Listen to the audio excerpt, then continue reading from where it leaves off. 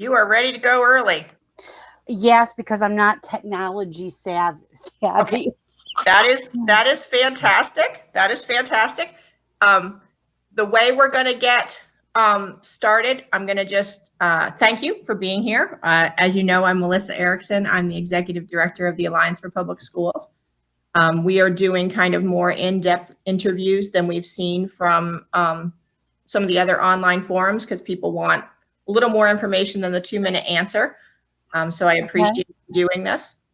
I have 7 questions. You don't have to get through all 7. You basically can talk about one thing or, whatever is important to you and you want people to know about you. They'll pop up on the screen when we go. And the only limit is that there's a 20-minute time limit for the entire event. Okay. Okay.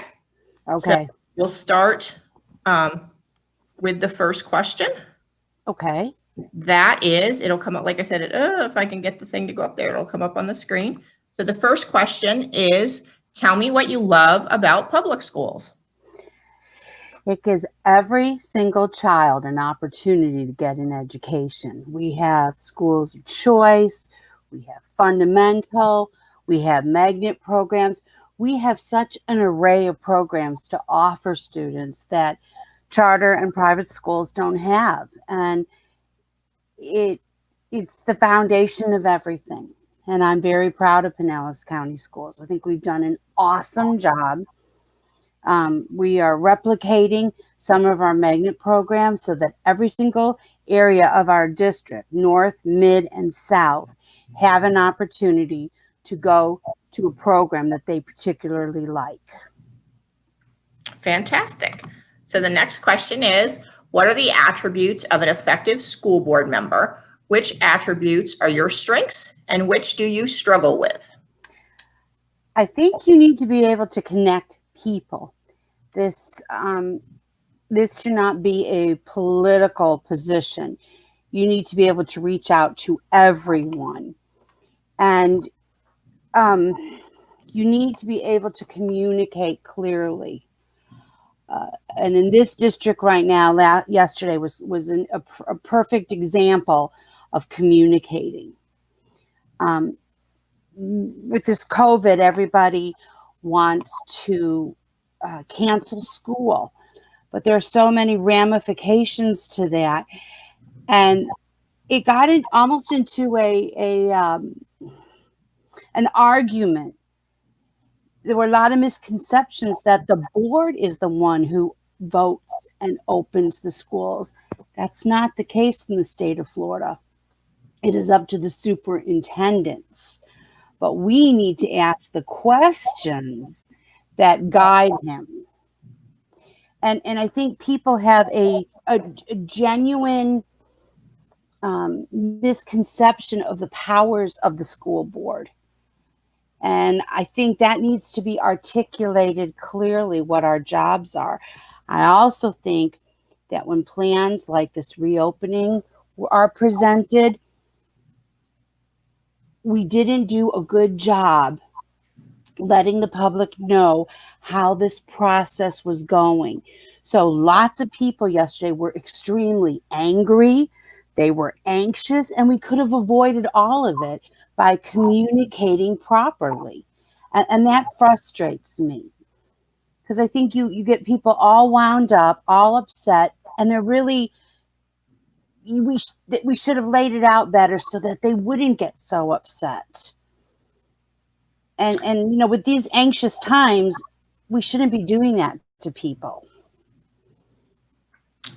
Okay, the next question, as a family and parent engagement organization, we would like to know what role you think family and community engagement plays in public schools.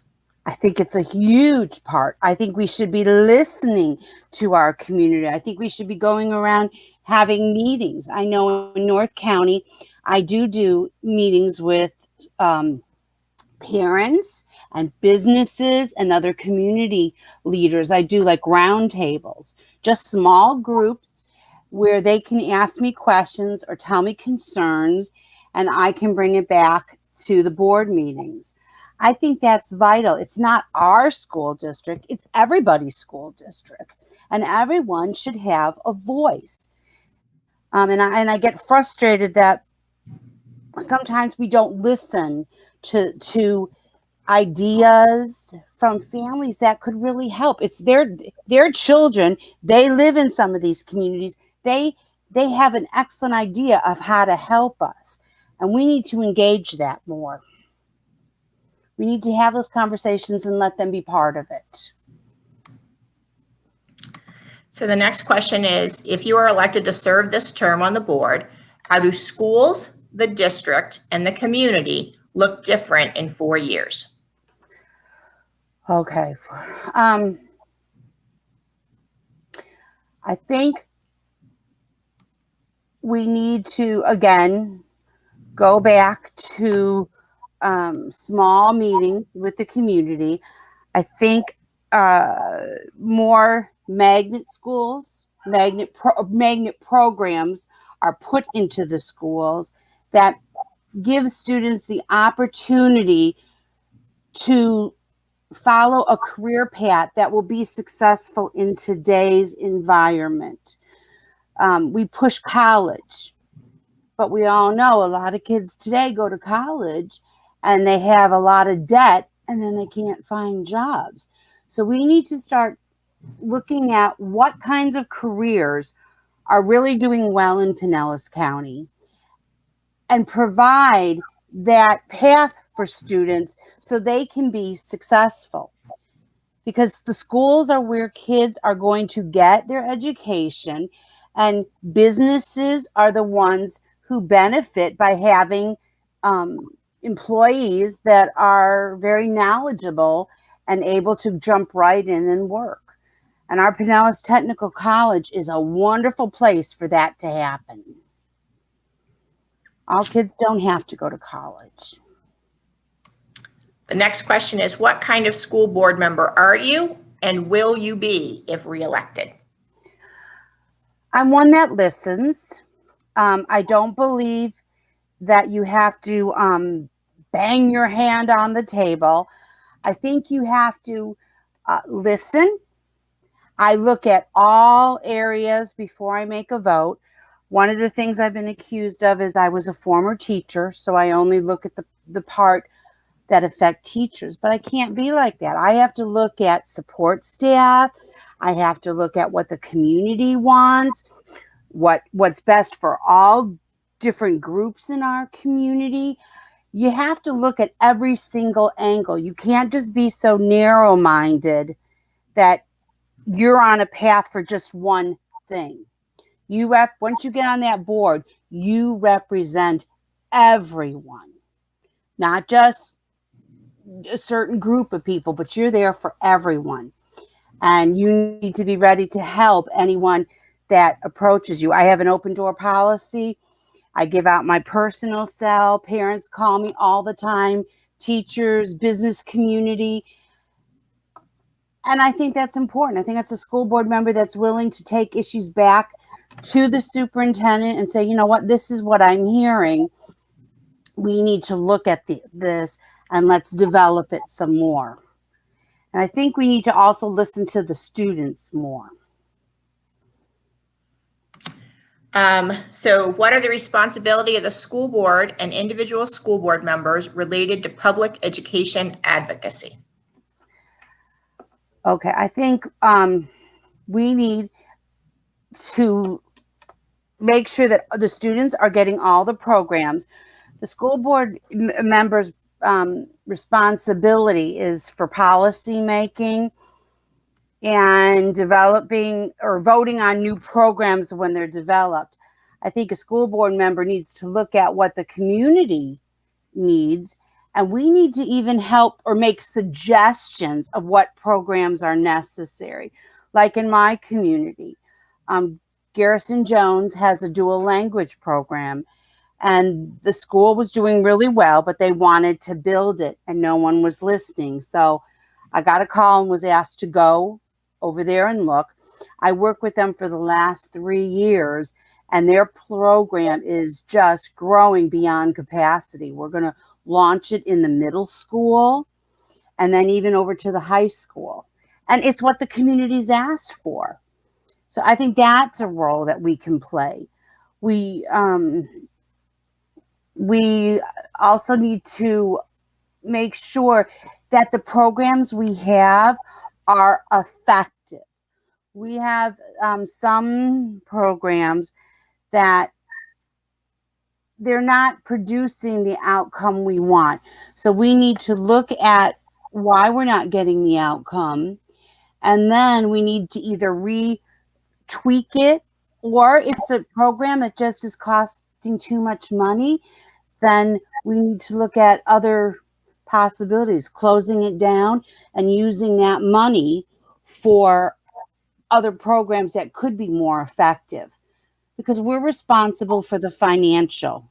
We vote on the financial, and in order for a school district to be strong, you have to be spending the money in the correct places, and you got to get outcome that you want from that. Okay, and this is you are concise today, Miss Long. So we're going quickly. Here is the last one. It should come up. Oh, not coming up. Oh, there we go. What does constituent outreach and constituent services look like under you as a school board member?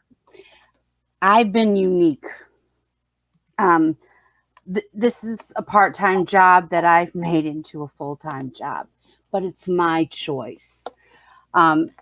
Principals will call and say, Mrs. Long, we have a family that can't find a home. They're Section 8. Well, I went and I learned all about Section 8. And then I took the families looking at homes and I found them homes. I think that's all part of being a really good leader. You lead by example. And if you find yourself with the situation that others can't, I don't want to say can't handle, but don't know how to get to the outcome, jump in and do it yourself. I think that's what the community wants. They want everybody in the North County. A lot of our area is very strong, but there are some little gaps in North County that they need a little more. They need some TLC. I'm up there all the time doing what I can in those communities. Even, like Tarpon Springs, I've gotten very involved in their community to make sure that every child in Tarpon gets an equal and fair opportunity. And that's really not a school board member's responsibility, but something I choose to do. I choose to make this and do more than it's expected of me, because kids benefit. And that's what I want. I'm a teacher at heart. I'm a mother of 2 children. I'm a wife of a teacher. I live, eat, and breathe this. But that's my choice. Okay, so you were extremely useful. You were extremely cognizant of your time, and you did really well. So you've got about 7 minutes left. We can be done, or if there's anything that you haven't had the opportunity to talk about that you want to, the floor is yours. Okay. Actually, I would. Yesterday, as I said in the workshop, we talked about reopening of schools. And the community, mainly teachers, are very upset that we will possibly open schools. I got hundreds of emails and phone calls, and I read them. What I think happened here yesterday is they think the board was going to vote on the plan. That's not part of our jurisdiction. And that's where I go back to communication, Melissa. I think if the district had done a better job communicating what is going to happen, you just don't put a plan up on the website, because as you read, you can interpret things very differently. This is where they needed to do a better job. If they had communicated the opening of schools and how it was going to look and the choices that were going to be made, I think people would have been more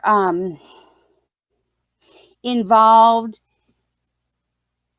in giving them suggestions without all the anxiety, the calling the media and telling the media that the board, that's not our jurisdiction.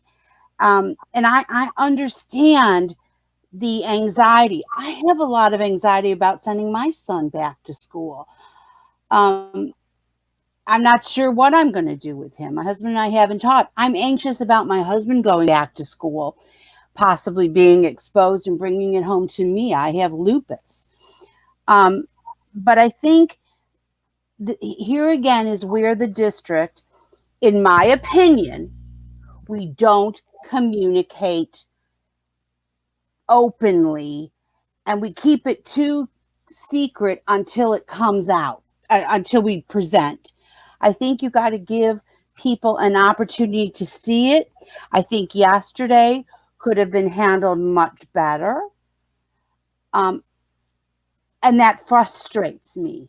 One of our strategic goals is communication with the community and outreach. We've got to do a better job. I think that's why people get upset and mad with school boards, because we aren't communicating enough. And it's not the school board's job, it's the district's job, but we oversee that. And yesterday I brought it up and I was met with resistance. A lot of people are upset that I apologized for bringing it up. I didn't apologize for bringing it up. It was later in the meeting and I was circling back to a topic that was pretty tender. But again, if we don't properly communicate with our constituents, with parents, with teachers, we're causing anxiety that is just harmful to students, harmful to our staff, and we have to do a better job at that, because so much can be avoided. Does that make sense? Absolutely. So you got 3 more minutes. Do you have a closing statement or? Well, I just want to say thank you. I've enjoyed, I am passionate of being on the school board. I'm going to do everything I can. If I'm reelected, I'm going to continue being who I am. I'm not going to change. What you see is what you get. I love people. I love my community. And I love public schools. And I'm going to do everything I can to make public schools the best place. Charters, unfortunately, are here to stay. But if you gotta, I want the public schools to be even better. I want to lift them up to a higher level. And that's exactly what I'm working on. And I'm going to continue to do that. Thank you so much. We're working on making sure we have all of these done in every race and Hillsborough and Pinellas before we post them, so that no candidates can ask a question beforehand. So they will probably go up. The goal is Monday. And I will send a link to your the campaign address that we were communicating through, so that you can promote it if you want to in your neighborhood. Wonderful. And it was so wonderful seeing you again. It was fantastic. And usually I say this at the beginning and I forgot. I do know, because I work in Hillsborough, in Pinellas County Public Schools, we work with students doing solutions to raising high school graduation rates. And Ms. Long and I have interacted around that and her student advocacy. And it was wonderful watching that. See, that's the kind of engagement with students that I think we need. It was fantastic. And it was at Dunedin High. It was at Dunedin High. So, thank you so much. Thank you for being up early this morning. And thank you. I hope you have a great day. You too. Bye-bye. Thank you.